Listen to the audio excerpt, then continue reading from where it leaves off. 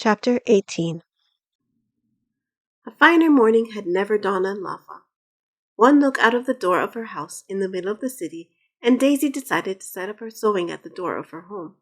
Not only would she be able to enjoy the breeze blowing through the hot city streets and be able to take better advantage of the sun's light, but it was an opportunity to display her latest creation to rich passers-by.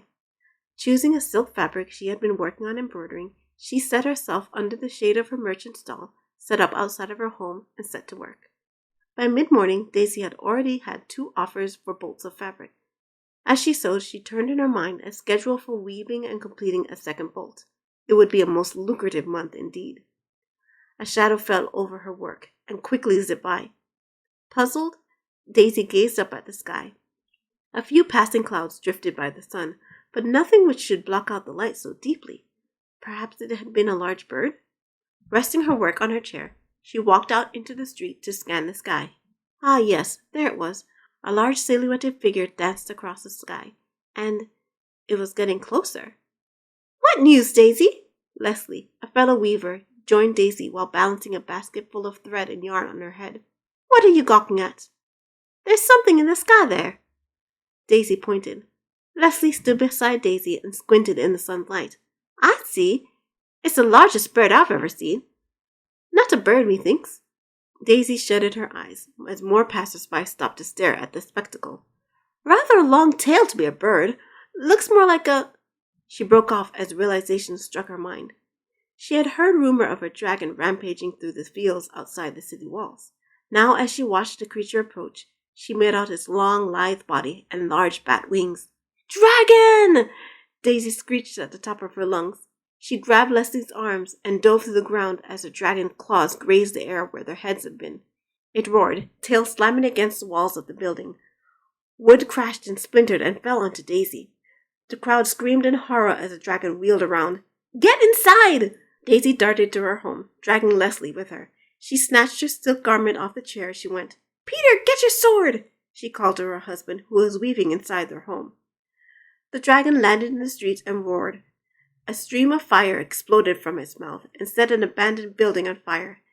Its tail swept Daisy's merchant stall, as well as the others on this side of the street, smashing them to bits. "Oh!" Daisy felt her heart shatter as her stall did. "Oh no! The boy!" Leslie pointed. One of the city children, all of 2 years old, had been lost in the shuffle of everyone trying to escape. He stared up at the sky, eyes wide, frozen to the spot as the dragon wheeled for another go. Without a word, Daisy rushed to the boy and covered him with her body. She wouldn't allow the foul dragon to lay a finger on one of her own people, not while she drew breath. Shutting her eyes, she waited for the dragon's breath to sear her skin. "Back! Back, you foul beast!" Peter, sword in hand, rushed out of the house and stood between Daisy and the rampaging dragon. Daisy opened her eyes to see him brandish his sword. The dragon hesitated. Pulling up sharply, it knocked his head on an overhang propped up by wooden beams. The entire thing crashed onto his head. How embarrassing! The dragon reached up to touch his head where the wood struck it. "I'll have to be more careful." Daisy's mouth dropped open. Did the dragon roar words? No, it couldn't be. It must be the fright which had so addled her brain. During the distraction, Peter shuffled Daisy and the boy under the cover of their smashed merchant hall. From their hiding place, they watched the dragon continue his rampage, smashing buildings and snapping at anyone it met. Once the entire street had been reduced to rubble, it took to the air, roared, and wheeled into the sky. The noise of its destruction faded with it. Peter looked down at her. "You okay, woman?"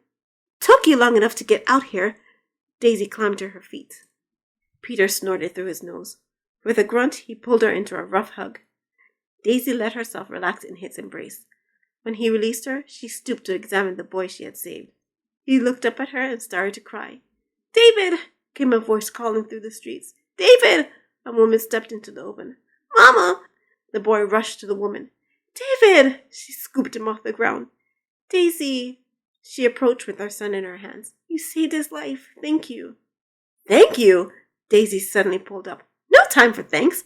A dragon attacked the city. I've got to tell everyone. Peter, put out the fire." She motioned to the abandoned building before rushing down the street to tell everyone what she had witnessed. By the end of the day, the entire city was buzzing with the news of the dragon attack on Merchant Street. and in a tizzy discussing which part of the city would be next. It wasn't until evening, as she and Peter repaired their stall, that it had dawned on her. With all the buildings and people around, why had the dragon only burned down one abandoned structure? Looking back, she noted it didn't even try to eat the boy, and no one had been seriously injured. Even the building had suffered only minor damage. For a dragon rampage, it was a poor one. It almost seemed as if the dragon went out of its way to avoid harming anyone. But how could that be? Dragons were mindless beasts bent on destruction, weren't they? It should have been indiscriminate on how it attacked the city. Yet the evidence said otherwise. This was a calculated attack. But why? No matter how she turned it in her mind, she could not come up with a plausible explanation.